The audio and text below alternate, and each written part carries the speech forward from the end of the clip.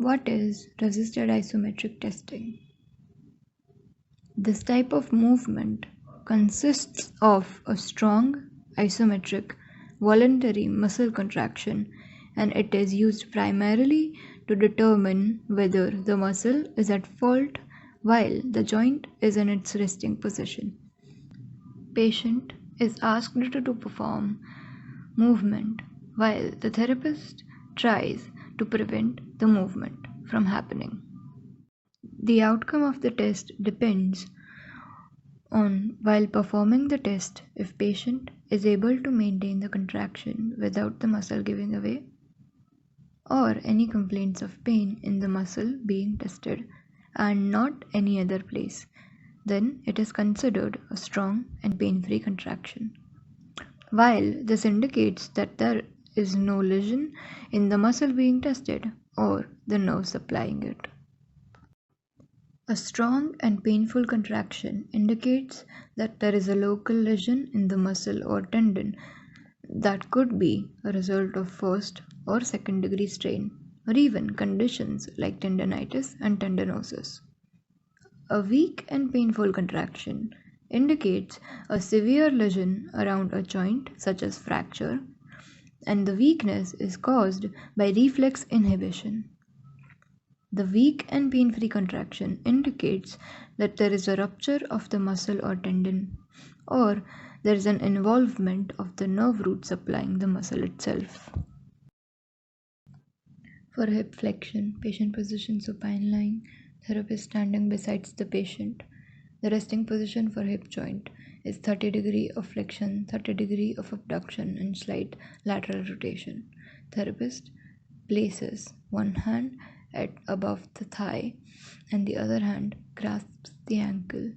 Patient is then asked to perform the movement while therapist gives resistance.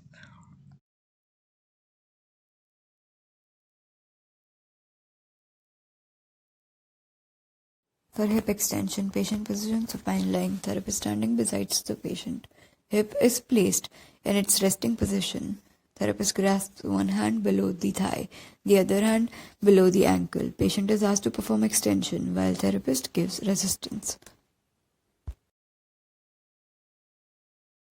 For hip abduction, patient position supine lying, therapist position standing besides the patient.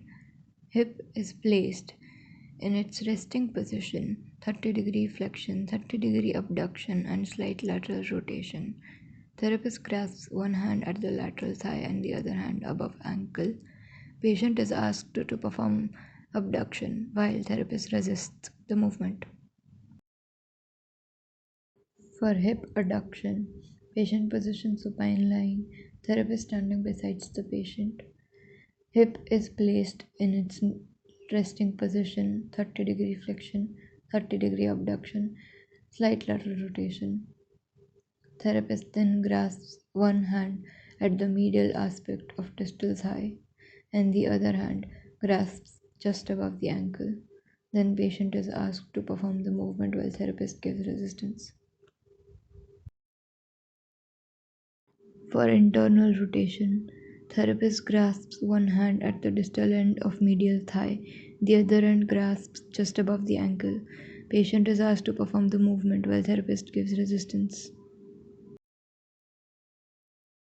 For external rotation, patient position supine lying, therapist standing besides the patient. Therapist then grasps one hand at the distal aspect of medial thigh and other hand at the just above ankle. Patient is asked to perform the movement while therapist gives resistance. For knee flexion, patient position supine lying, therapist standing besides the patient. Resting position for knee joint is 25 degrees of flexion. Therapist grasps one hand at the thigh and the other hand just above the ankle. Patient is then asked to perform the movement while therapist gives resistance.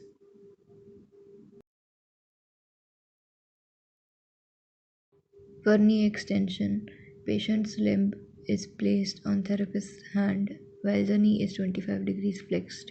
Therapist grasps above the ankle with another hand and the patient is asked to perform knee extension while therapist gives resistance.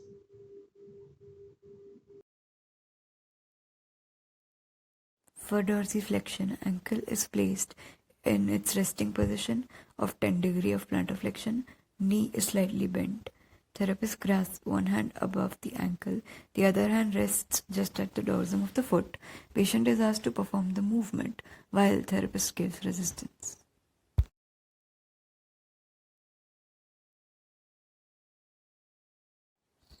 For plantar flexion, patient position supine lying, therapist standing beside the patient. The knee is slightly bent. Ankle is placed in 10 degrees of plantar flexion. Therapist grasps one hand above the ankle, the other hand at the medial side of plantar aspect, and then patient is asked to perform the movement while therapist gives resistance.